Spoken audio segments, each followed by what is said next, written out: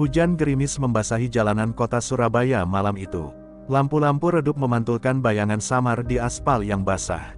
Sinta, seorang prajurit Kopassus yang tengah menyamar, berdiri di sudut gang sempit, menatap ke arah sebuah gudang tua yang menjadi markas pertemuan para pejabat korup dan sindikat kriminal. Jantungnya berdetak cepat, bukan karena takut, tetapi karena tahu bahwa satu kesalahan kecil saja bisa mengakhiri misinya, atau nyawanya. Sinta mengenakan jaket hitam yang melekat erat di tubuhnya, menyembunyikan pistol kecil di baliknya. Dia menekan tombol kecil di jam tangannya, mengaktifkan alat perekam tersembunyi yang akan merekam setiap percakapan di dalam gedung. Dengan langkah tenang, ia berjalan mendekat, mencoba melebur dengan kegelapan. Suara gemuruh kendaraan dari kejauhan menjadi latar belakang yang menyamarkan keberadaannya. Namun, ada sesuatu yang terasa tidak beres. Nalurinya menjerit. Saat mendekati pintu belakang, Sinta merasakan tatapan tajam menusuk dari kejauhan. Refleksnya langsung bekerja, ia berbalik. Tetapi sudah terlambat. Sebuah suara berat menggema dari belakangnya. "Siapa kau?" Seseorang telah menyadari kehadirannya.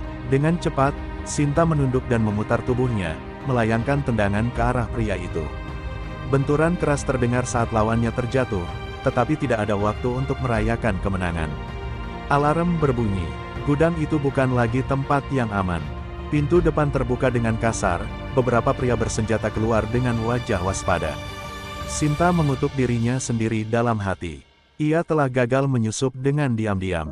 Tanpa ragu, ia berlari ke arah gang, menyelinap di antara bayangan, tetapi suara tembakan pertama menggema di udara. Peluru melesat hanya beberapa inci dari kepalanya, menghantam dinding bata dengan suara keras. Nafasnya memburu saat ia melompati pagar rendah dan berlari ke jalan utama.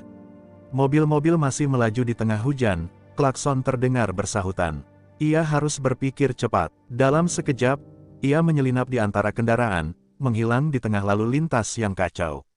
Namun, pengejarnya tak menyerah begitu saja. Dua motor melaju di belakangnya, pengendaranya bersenjata. Mereka tidak peduli ini adalah jalan umum, mereka menginginkan kepalanya. Sinta mengambil belokan tajam ke sebuah gang kecil, berharap bisa kehilangan mereka di labirin jalan sempit. Tapi harapannya pupus saat sebuah mobil polisi dengan sirene meraung tiba-tiba muncul di ujung gang. Bukan untuk menangkap para kriminal, tapi untuknya. Ia kini benar-benar menjadi buruan, bukan hanya oleh orang-orang korup, tetapi juga oleh aparat yang seharusnya melindungi hukum. Dalam keputusasaan, ia meraih radio kecil yang terpasang di jaketnya. Kode merah. "Aku terdeteksi. Misi dalam bahaya." Suaranya bergetar tipis, bukan karena ketakutan, tetapi karena amarah yang terpendam. Ia tak bisa mundur sekarang.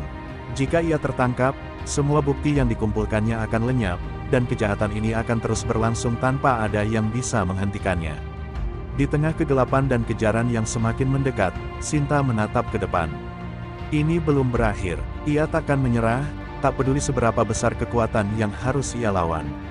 Misi ini adalah tentang lebih dari sekadar dirinya, ini adalah tentang keadilan, tentang menghancurkan sistem yang busuk dari dalam. Dengan tekad bulat, ia menarik napas dalam dan bersiap menghadapi pertarungan yang akan menentukan nasibnya. Hujan semakin deras, membasahi jalanan yang kini menjadi medan pelarian bagi Sinta. Napasnya memburu, jantungnya berdetak liar seiring langkahnya yang terus berpacu dengan waktu. Di belakangnya, suara sirene meraung, bercampur dengan deru motor yang mendekat.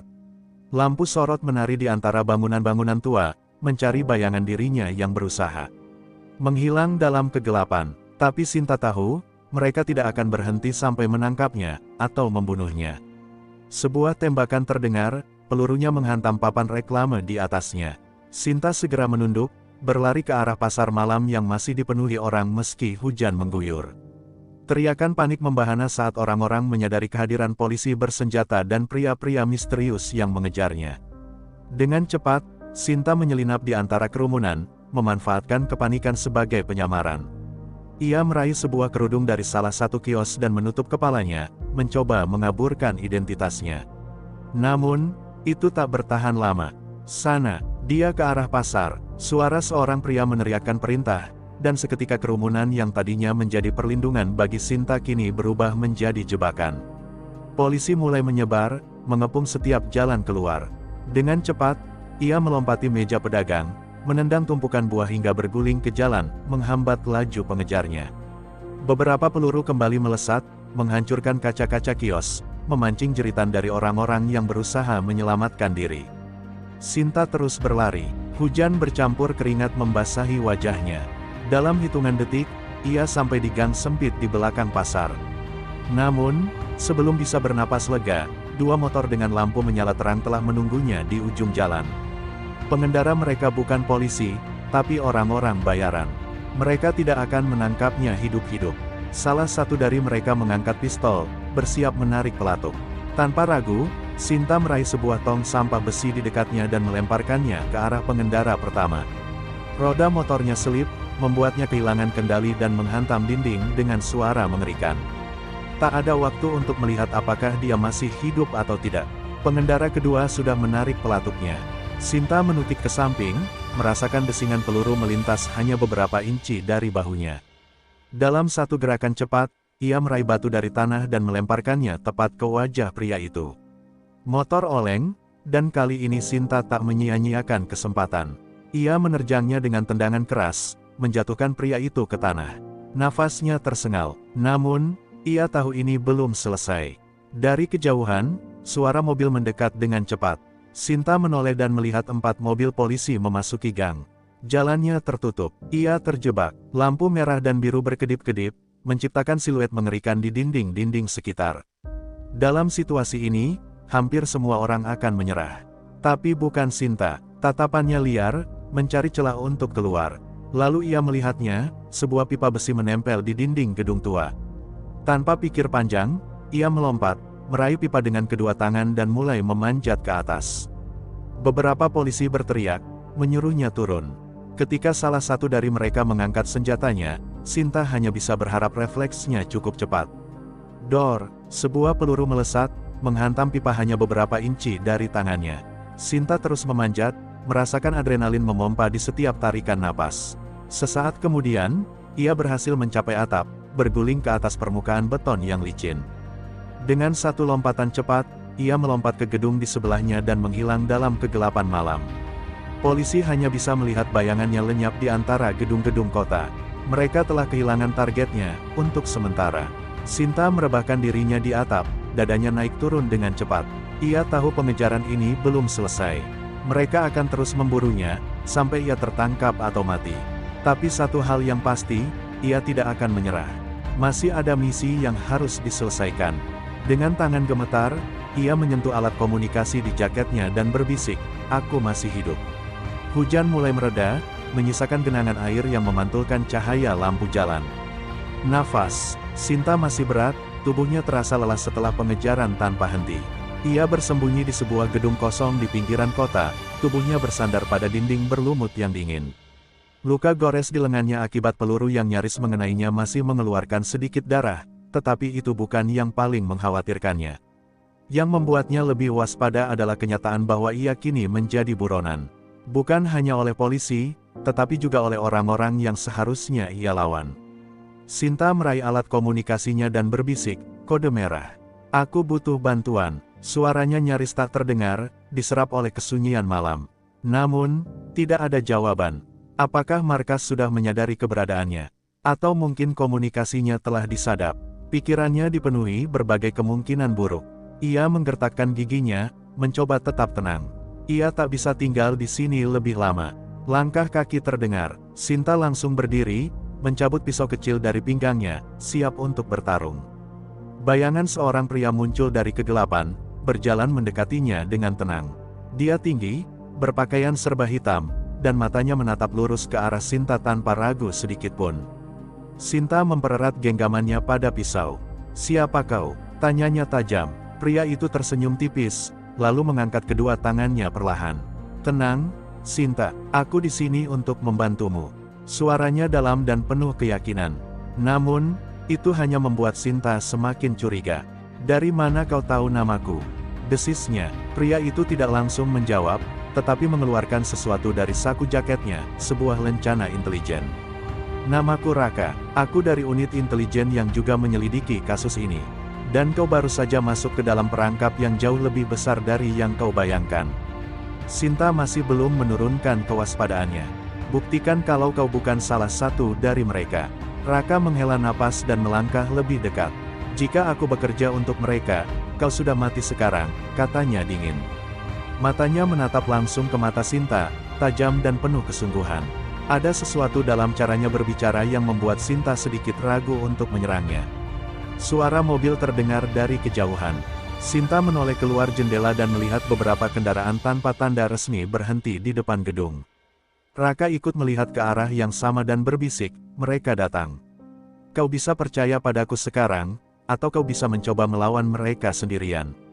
Sinta terdiam sejenak, otaknya bekerja cepat. Ia tidak suka mempercayai orang asing, tetapi saat ini, ia tidak punya pilihan lain. Dengan enggan, Sinta mengangguk. Baik, tapi jika kau berkhianat, aku sendiri yang akan menghabisimu. Raka hanya tersenyum miring. Aku tak berharap kurang dari itu. Tanpa membuang waktu, ia menarik tangan Sinta dan membimbingnya ke pintu belakang. Mereka harus pergi sekarang, karena jika tidak, mereka mungkin tidak akan pernah keluar hidup-hidup. Mereka berlari keluar dari gedung tepat saat suara pintu depan didobrak. Suara langkah kaki berat memenuhi ruangan. Sinta dan Raka menyelinap ke gang gelap, berlari menuju sebuah mobil hitam yang diparkir di ujung jalan. Sinta masih belum sepenuhnya mempercayai pria ini, tetapi satu hal yang pasti, ini baru awal dari sesuatu yang jauh lebih besar, dan ia terjebak di tengah-tengahnya. Mobil hitam melaju kencang menembus malam, membelah jalanan sepi di pinggiran kota. Sinta duduk di kursi penumpang dengan tangan masih menggenggam pisau kecilnya, matanya terus mengawasi pria di belakang kemudi. Raka tampak tenang, seolah pengejaran barusan bukan hal baru baginya. Namun, Sinta tak bisa begitu saja mempercayai orang ini. Ia sudah terlalu banyak melihat pengkhianatan. Aku butuh jawaban, kata Sinta akhirnya, suaranya tajam. Siapa sebenarnya musuh yang kita hadapi? Raka menghela napas. Pelan, ia menggenggam setir dengan erat, seakan sedang memilih kata-kata dengan hati-hati. Yang kau lawan bukan hanya mafia atau oknum polisi korup. Ini lebih besar dari itu, Sinta, katanya serius. Ada jaringan yang menghubungkan aparat, politisi, dan kelompok kriminal. Mereka menyusup ke dalam sistem, memastikan setiap bukti lenyap sebelum sempat terungkap. Sinta mencengkeram pisau lebih erat. Ini bukan sekadar kasus korupsi biasa. Jadi, setiap langkahku sudah diawasi sejak awal. Raka mengangguk. Begitu kau mulai mengendus mereka, kau langsung masuk dalam daftar target. Itulah sebabnya polisi lebih cepat menanggapimu dibanding menindak kejahatan sesungguhnya. Kemarahan mendidih di dada Sinta. Ia sudah mempertaruhkan segalanya untuk misi ini, hanya untuk menyadari bahwa sistem yang ia percaya selama ini telah busuk sampai ke akar. Kalau begitu, bagaimana kita bisa menang melawan mereka? Raka tersenyum samar, tetapi matanya tetap tajam. Itu sebabnya aku membawamu ke tempat yang aman. Ada seseorang yang ingin bertemu denganmu. Dia punya informasi yang bisa membongkar semuanya.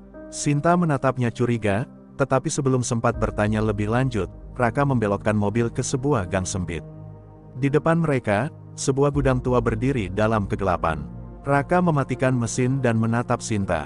Kau ingin keadilan, maka bersiaplah, karena setelah malam ini, tak ada jalan untuk kembali. Sinta menarik napas dalam. Ia tahu ia sudah terlalu jauh untuk mundur. Dengan penuh waspada, ia membuka pintu mobil dan melangkah ke dalam bayang-bayang gedung, menuju kebenaran yang mungkin lebih mengerikan dari yang pernah ia bayangkan. Sinta melangkah masuk ke dalam gudang tua dengan penuh kewaspadaan. Cahaya redup dari lampu neon berkedip-kedip, memantulkan bayangan aneh di dinding berkarat. Aroma debu dan besi memenuhi udara. Ia bisa merasakan detak jantungnya semakin cepat, entah karena firasat buruk atau karena ia tahu bahwa setelah pertemuan ini, hidupnya tak akan pernah sama lagi. Di tengah ruangan, seorang pria tua duduk di kursi kayu. Rambutnya sudah memutih, garis-garis wajahnya mengisyaratkan bahwa ia telah melihat terlalu banyak hal di dunia ini. Ia menatap Sinta dengan mata yang penuh rahasia, seakan sedang menilai apakah perempuan di depannya cukup kuat untuk menerima kenyataan. Kau akhirnya sampai juga, katanya dengan suara berat. Sinta menatapnya tajam. Siapa kau? Dan apa yang kau tahu tentang ini semua? Pria itu tersenyum tipis, tetapi senyum itu penuh kepahitan. Namaku Jaya. Dulu aku seorang penyelidik kasus korupsi. Aku pernah berada di posisimu, mencari kebenaran, mencoba melawan mereka. Tapi aku kalah. Ia menghela napas dalam, lalu melanjutkan, yang kau lawan bukan hanya jaringan kriminal biasa. Mereka adalah bagian dari sesuatu yang lebih besar, sebuah sistem bayangan yang mengendalikan negara dari balik layar. Sinta merasa tenggorokannya mengering. Ia tahu ini lebih besar dari dugaan awalnya, tetapi mendengar langsung dari seseorang yang pernah menghadapinya membuat segalanya terasa semakin nyata. Apa yang mereka inginkan? Tanyanya dengan suara bergetar. Jaya menatapnya lekat-lekat sebelum menjawab, kekuasaan absolut. Mereka menanam orang-orang mereka di setiap lini, pemerintahan, militer, bahkan media. Setiap orang yang mencoba membongkar mereka akan dihilangkan. Ia berhenti sejenak, lalu berkata dengan nada lebih dalam, seperti aku, dan seperti dirimu sekarang. Dada Sinta terasa sesak. Ia mencoba mencerna semua ini, tetapi pikirannya terus berputar. Ia telah mengorbankan banyak hal untuk menegakkan keadilan, tetapi kini ia sadar bahwa yang ia hadapi bukan hanya individu-individu korup, melainkan monster yang lebih besar, sistem yang sudah mengakar kuat selama bertahun-tahun. Tiba-tiba, suara dentuman keras terdengar dari luar gudang. Sinta langsung meraih senjatanya, matanya menatap ke arah pintu dengan penuh waspada. Jaya memejamkan mata sejenak sebelum berkata dengan suara lirih, mereka sudah tahu kau ada di sini. Sinta merasakan adrenalin meledak di tubuhnya. Ini bukan lagi sekadar misi penyelidikan, ini adalah perang. Dan ia tak akan mundur. Suara dentuman di luar gudang semakin keras, diiringi teriakan perintah dan langkah kaki yang bergegas. Sinta langsung bereaksi. Ia meraih pistolnya dan memberi isyarat kepada Raka dan Jaya agar segera berlindung. Kita harus keluar dari sini, bisiknya tegas. Raka menatapnya dengan serius. Mereka datang lebih cepat dari yang kuduga. Ia meraih senjata dari balik jaketnya, bersiap untuk menghadapi musuh. Sementara itu, Jaya tetap duduk. Wajahnya dipenuhi kelelahan seolah ia sudah tahu bahwa ini akan terjadi. Tak ada tempat yang benar-benar aman dari mereka, gumamnya lirih. Tiba-tiba, suara kaca pecah memecah kesunyian, diikuti oleh benda kecil yang meluncur ke dalam ruangan. Granat gas. Tunduk, teriak Sinta sebelum melemparkan meja kayu ke arah granat, berusaha mengurangi dampaknya. Namun, gas beracun sudah mulai menyebar, membuat matanya perih dan napasnya berat. Tak ada pilihan lain, Sinta berlari menuju pintu belakang, menendangnya hingga terbuka. Raka menyeret Jaya keluar, sementara Sinta menutup mata dan menahan napas, memaksa dirinya untuk tetap bergerak.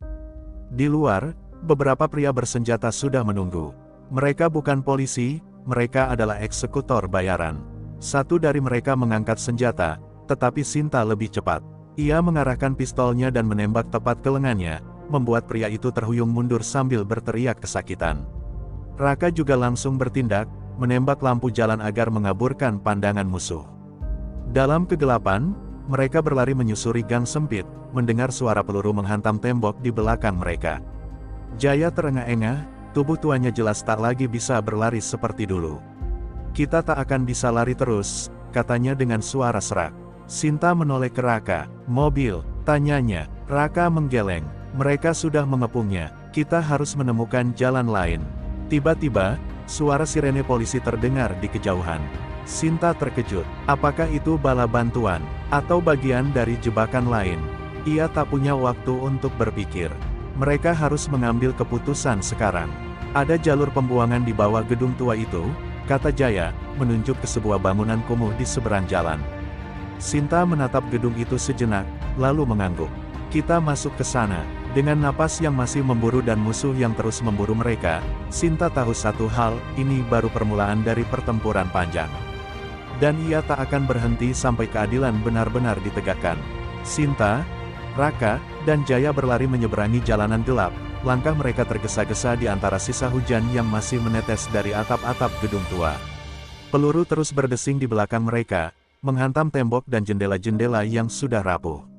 Mereka hampir mencapai pintu masuk bangunan kumuh itu ketika suara mobil mendekat dari arah berlawanan. Dua SUV hitam berhenti dengan kasar, menghalangi jalan keluar mereka. Raka mengumpat pelan. Mereka lebih cepat dari dugaan. Sinta tidak berpikir dua kali. Ia menendang pintu kayu bangunan itu hingga terbuka, menarik Jaya masuk sebelum Raka menutup dan mengunci pintu di belakang mereka. Bangunan itu gelap, berbau lembab, dan dipenuhi sisa-sisa puing yang menandakan bahwa tempat ini sudah lama ditinggalkan. Sinar lampu dari luar menyorot lewat celah-celah dinding yang berlubang. Mereka bisa mendengar langkah kaki berat memasuki bangunan, suara para pemburu mereka yang semakin dekat. Kita harus menemukan jalan ke bawah, ujar Jaya dengan suara terengah-engah. Lorong pembuangan ada di lantai bawah tanah. Mereka bergerak cepat, menyusuri lorong sempit yang penuh debu dan sarang laba-laba. Sinta menahan napasnya, telinganya menangkap suara orang-orang yang mencari mereka. Pisahkan mereka, jangan biarkan ada yang keluar hidup-hidup, teriak salah satu pria dari luar. Sampai di ujung lorong, mereka menemukan sebuah tangga yang mengarah ke bawah. Sinta membantu Jaya turun dengan hati-hati, sementara Raka tetap berjaga di belakang, pistolnya terangkat. Begitu kaki mereka menapak di lantai bawah tanah, mereka menemukan sebuah ruangan besar dengan dinding batu yang lembab. Di salah satu sudut, terdapat pintu besi tua yang tampaknya merupakan jalan keluar yang mereka cari. Sinta meraih pegangan pintu itu dan menariknya keras, tetapi pintu itu tak bergerak sedikit pun. Terkunci, bisiknya dengan frustrasi. Langkah kaki dari atas semakin dekat. Mereka hanya punya beberapa detik sebelum musuh menemukan mereka. Raka menatap sekeliling, mencari solusi. Lalu, ia melihat pipa logam besar yang menggantung di dinding. "Minggir," katanya cepat. Ia mengangkat pistolnya dan menembak ke arah pipa itu. Tembakan itu menghantam sambungan pipa, membuatnya pecah dan menyemburkan uap panas ke udara. Asap tebal langsung memenuhi ruangan, menciptakan kabut yang mengaburkan pandangan. Tepat saat suara langkah kaki mendekat, Raka menarik Jaya dan Sinta ke samping pintu besi. "Bantu aku dobrak pintu ini," katanya. Sinta dan Raka menghantam pintu dengan seluruh tenaga mereka, hingga akhirnya engsel tua itu lepas dan pintu terbuka. Tanpa ragu, mereka melompat masuk ke dalam lorong gelap di baliknya. Suara musuh yang batuk-batuk akibat uap panas terdengar dari belakang. Salah satu dari mereka meneriakkan perintah, "Mereka ke bawah. Cepat kejar mereka." Sinta menggertakkan giginya. Mereka belum aman. Di depan mereka, lorong panjang itu membawa mereka menuju tempat yang tidak diketahui. Tetapi satu hal yang pasti, tak ada jalan kembali. Lorong bawah tanah yang mereka masuki terasa pengap dan lembab, dengan udara yang berbau besi karat dan tanah basah. Cahaya redup dari ponsel Raka menjadi satu-satunya sumber penerangan mereka, menyorot dinding bata tua yang sudah retak. Suara langkah mereka bergema, menyatu dengan detak jantung yang berpacu kencang. Sinta menoleh ke belakang. Suara teriakan dan langkah kaki masih terdengar, tetapi semakin melemah. Uap panas yang mengepul di ruangan atas telah memperlambat musuh mereka, tetapi itu hanya memberi mereka sedikit waktu. "Berapa jauh lagi?" tanyanya pada Jaya. Jaya, yang masih berusaha mengatur napas, menunjuk ke depan dengan tangan gemetar. "Di ujung lorong ini, ada jalan keluar yang mengarah ke terowongan pembuangan. Dari sana, kita bisa mencapai bagian lain kota." Namun, harapan mereka sirna begitu mereka sampai di ujung lorong. Sebuah pintu baja besar menghadang, dengan rantai tebal yang melilit gagangnya. Sinta mengumpat pelan, matanya mencari alternatif lain. "Kita bisa menembusnya?" tanyanya pada Raka. Raka meraba rantai itu, mencoba menilai ketebalannya. "Peluru biasa tidak akan cukup," gumamnya. Ia memeriksa kantongnya dan mengeluarkan pisau kecil serta bahan peledak improvisasi. "Aku bisa mencoba meledakkannya, tapi kita harus mundur." Sebelum mereka bisa bertindak, suara langkah kaki terdengar semakin dekat. Seseorang dari atas berteriak, "Mereka ada di bawah. Jangan biarkan mereka lolos." Seketika, suara tembakan menggema di lorong. Peluru menghantam dinding bata di sekitar mereka, serpihan kecil beterbangan. Sinta bergerak cepat, menarik Jaya ke sudut agar terlindung. Raka, dengan tangan cekatan, menempelkan bahan peledak kecil ke rantai dan menyalakan sumbunya. 3 detik, siap lari, katanya tegas. Dentuman keras memenuhi lorong sempit, diiringi debu yang beterbangan. Pintu baja itu terhempas ke belakang, menyisakan jalan menuju kegelapan yang lebih dalam. Tanpa membuang waktu, Sinta menarik Jaya, dan mereka semua berlari masuk. Di belakang, suara musuh yang berteriak semakin mendekat.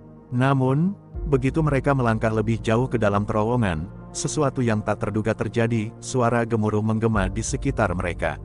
Struktur terowongan yang rapuh akibat ledakan mulai runtuh, membuat Sinta sadar bahwa mereka telah masuk ke dalam perangkap yang lebih berbahaya. Mereka berhasil lolos dari satu bahaya, tetapi kini, kegelapan di depan mereka menyembunyikan ancaman yang lebih besar. Dan tak ada jalan kembali. Terowongan yang mereka masuki bergetar hebat, butiran debu dan pecahan batu jatuh dari langit-langit. Sinta menarik Jaya ke samping, melindunginya dari reruntuhan yang hampir menghantam kepala mereka. Nafasnya memburu, otaknya bekerja cepat mencari jalan keluar dari situasi yang semakin kacau ini. Di belakang mereka, suara musuh semakin mendekat. Mereka pasti ada di sini. Cari mereka. Teriakan itu menggema di sepanjang lorong, membuat bulu kuduk Sinta meremang. Terowongan ini tidak stabil. Kalau mereka terus menembak, kita semua akan terkubur hidup-hidup, bisik Raka dengan rahang mengatuk. Ia melihat sekeliling, mencoba menemukan jalur lain. Cahaya dari ponselnya memantulkan bayangan menakutkan di dinding bata yang sudah rapuh. Jaya yang masih terengah-engah menunjuk ke sisi kanan lorong. Dulu ada jalur darurat, jika masih ada, kita bisa keluar dari sana. Tanpa berpikir panjang, mereka bertiga bergerak menuju arah yang ditunjukkan Jaya. Namun, sebelum mereka bisa mencapai ujung lorong, suara tembakan terdengar lagi, kali ini lebih dekat. Salah satu peluru menghantam pilar tua di sebelah mereka, dan dalam sekejap, sebagian langit-langit runtuh. Sinta menjerit saat debu memenuhi udara, membuat penglihatannya kabur. Ia bisa mendengar Jaya batuk parah di sebelahnya, sementara Raka mengumpat keras. Saat debu mulai mereda, mereka sadar bahwa jalur di belakang telah tertutup sepenuhnya oleh reruntuhan. Kita tak bisa kembali, gumam Sinta dengan suara serak. Raka menggertakkan giginya, itu artinya kita tak punya pilihan selain maju. Dengan hati-hati, mereka melangkah lebih jauh ke dalam kegelapan, hanya mengandalkan cahaya redup dari ponsel yang sewaktu-waktu bisa mati. Di depan, bayangan lorong semakin sempit, udara semakin pengap. Mereka tahu, tak ada jaminan bahwa jalan ini akan membawa mereka ke tempat yang aman. Tapi satu hal yang pasti, berhenti bukanlah pilihan. Kegelapan terasa semakin pekat, udara di dalam terowongan semakin menipis. Nafas Sinta mulai berat, sementara Jaya terdengar batuk parah di belakangnya. Raka terus memimpin di depan, cahaya dari ponselnya bergetar mengikuti tangannya yang mulai gemetar. Tidak ada suara dari belakang selain reruntuhan yang kini telah menutup jalan keluar mereka sebelumnya. Kita harus segera menemukan jalan keluar, gumam Sinta dengan suara serak. Ia mencoba tetap berpikir jernih, meskipun rasa takut mulai menggerogoti pikirannya. Mereka sudah terlalu jauh untuk menyerah sekarang. Tiba-tiba, Raka berhenti. Lihat ini, katanya pelan, menunjuk ke dinding di sebelah kanan mereka. Ada celah kecil di antara batu bata, dan samar-samar, Sinta bisa melihat sesuatu yang berbeda, udara yang tampak lebih terang di sisi lain. Bisa kita dobrak? Tanya Jaya dengan suara lemah. Raka tidak menjawab, hanya mundur beberapa langkah lalu menghantamkan bahunya ke dinding itu. Batu bata bergetar, beberapa pecah dan jatuh ke tanah.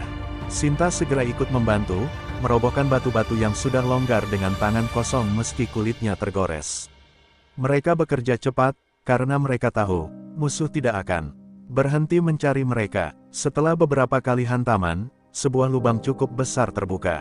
Cahaya remang-remang masuk dari sisi lain, dan udara segar menyambut mereka. Dengan cepat, mereka merangkak keluar satu persatu, tubuh mereka kotor dan penuh luka. Begitu mereka berdiri, Sinta melihat sekeliling. Mereka telah keluar di pinggir kota, tepat di belakang sebuah pabrik tua yang tampaknya sudah lama ditinggalkan. Langit mulai terang di ufuk timur, pertanda bahwa malam telah berlalu. Sinta menarik napas dalam, tubuhnya masih dipenuhi adrenalin. Mereka berhasil selamat untuk saat ini. Namun, perang belum selesai. Kita harus tetap bergerak, katanya tegas. Mereka tidak akan berhenti sampai kita benar-benar mati. Raka mengangguk, sementara Jaya hanya tersenyum lemah. Kalian berdua masih muda, jangan biarkan mereka menang. Dengan langkah berat, mereka mulai berjalan menuju kehidupan baru yang penuh ketidakpastian. Namun satu hal yang pasti, perjuangan mereka baru saja dimulai.